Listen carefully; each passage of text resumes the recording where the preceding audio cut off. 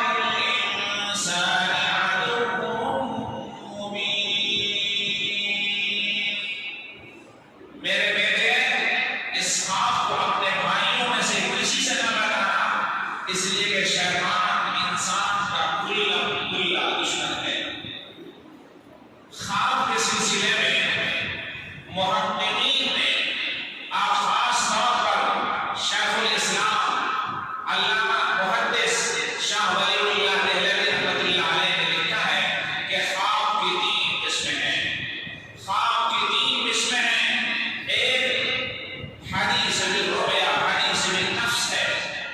جو انسان سوچتا ہے کرتا ہے رات میں اسی کا آنا ذہن میں اس کا چلتا رہنا یہ حدیث بالنفس کہلاتا ہے. اس کی کوئی اہمیت نہیں.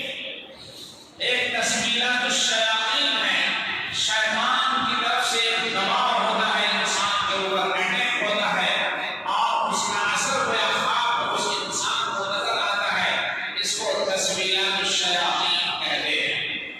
خواب کا وہ حصہ جس کو بشرا من اللہ کہا جاتا ہے یہ انسان کے لیے بہترین چیز ہے.